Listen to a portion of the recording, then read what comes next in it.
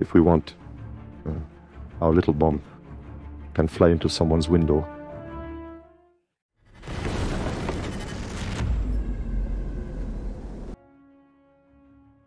Striking! The Ukrainian Air Force is increasingly and in a concentrated manner attacking bridges in the Russian Belgorod Oblast. Not just one, but a whole series of bridges. Ukrainian formations have attacked bridges in the areas of the villages of Grafovka and Nadezhdovka in the border region of the Belgorod region. According to preliminary information, the strikes were carried out from the American HIMARS multiple launch rocket system. By destroying bridges, the Ukrainian armed forces are trying to make logistics difficult for the Russian military. At present, clashes continue in the area of the village of Demidovka, which is captured by Ukrainian armed forces. The Ukrainian command is trying to accumulate forces for further attacks. A Ukrainian F-16 pilot has given an interview for the first time. In the interview, the F-16 pilot, whose name is withheld for security reasons, revealed that he regularly conducts aerial reconnaissance flights over Russian targets and troops. Nearly every day, he carries out multiple combat missions to strike enemy positions beyond the front line. I am a pilot of an F-16 fighter jet. There are almost no points that we cannot cover. Every missile hits the target. In some directions, we are already getting very close. There is also a living person there who also does not fall to die. This was a clearly planned operation. We can hack a small provider in Russia. If we want, our little bomb can fly into someone's window.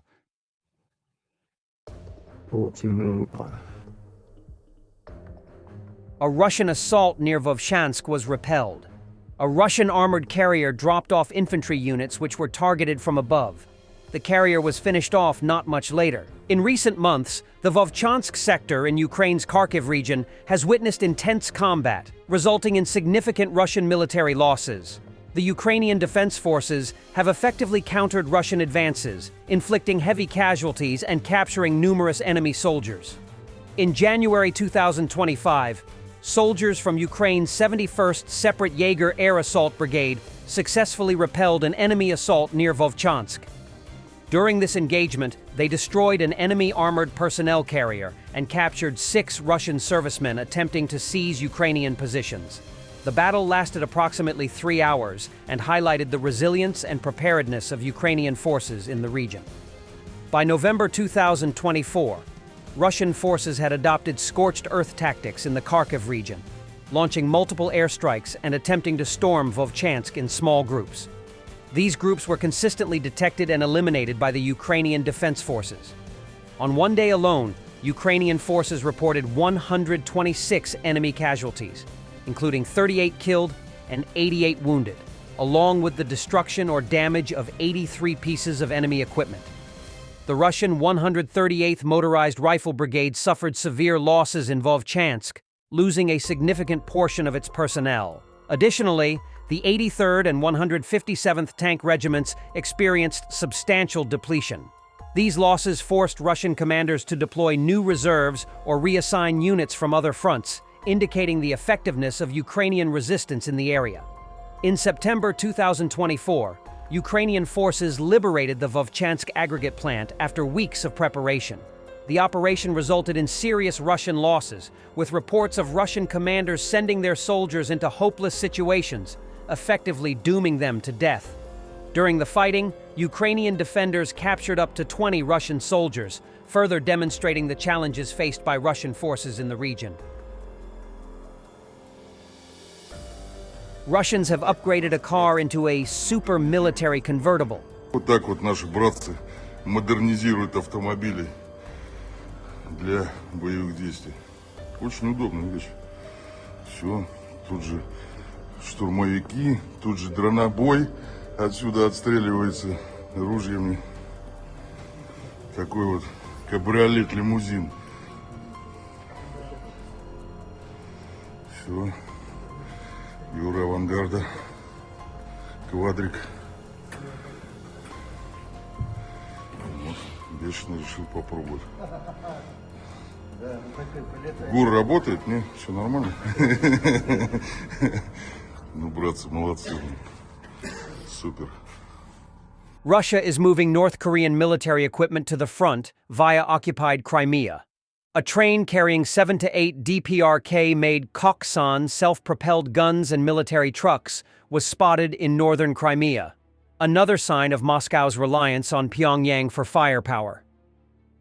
The Atlantic has published the full correspondence from a signal chat where strikes on Yemen were discussed. In particular, U.S. Secretary of Defense Pete Hegseth indicated the takeoff time of F-18 fighter jets and MQ-9 attack drones, as well as the launch of Tomahawk sea-launched cruise missiles. This is so far unseen level of incompetence. The State Secretary Marco Rubio admits there was a mistake, but we still don't know who will be held responsible. First question, let me just say on the signal thing. This thing was set up for purposes of coordinating how everyone was going to call. You know, when these things happen, I need to call foreign ministers, especially of our close allies. We need to notify members of Congress. Other members of the team have different people they need to notify as well. And that was the purpose of why it was set up. Obviously, someone made a mistake. Someone made a big mistake and added a journalist. Nothing against journalists, but you ain't supposed to be on that thing. So they got on there and this happened. I've been, you know, so I can speak to myself or my presence on it. I think my role on it was just speaking for my role. I contributed to it twice. I identified my point of contact, which is my chief of staff. And then later on, I think 3 hours after the White House's official announcements had been made, I congratulated the members of the team.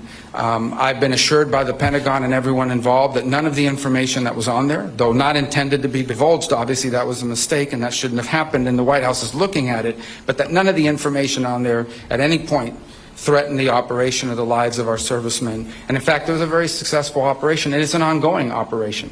Russia plans to resolve the Ukrainian issue by 2026, says Vadim Skibitsky, representative of Ukraine's military intelligence.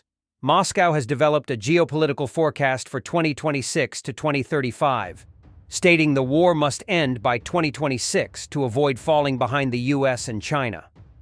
If the war continues for 5 to 10 more years, Russia will never catch up. An elderly couple in the Kursk region talks about the terrible Ukrainians. However, the Ukrainian commandant's office had previously filmed them after they received humanitarian aid, and at that time, they spoke very differently about the Ukrainian army. The mines were running all the time. Yes, they don't treat us badly. We would go for bread and such, but we wouldn't go into the yard because we are disabled. The guys are great, bringing us bread. Great. They talk to us normally and everything. The guys are certainly good. God bless them with health. Here, our mortars nearby just start going tut-tut-tut, and then the mines start flying. These very missiles, these grads started flying over us too. But we understood that ours are nearby. Everyone abandoned us. Everyone abandoned us completely. You might say they gave up on our area, spat us out from Russia completely. Thanks for watching, and don't forget to subscribe. Also, if you want to support Warthog Defense, please become our member and get early access to new videos, exclusive members-only videos, and become administrator in comment section. The membership link is in the description. Every day. We had a guy last week at 6 rescues in 6 days. You know, he's doing the job every day.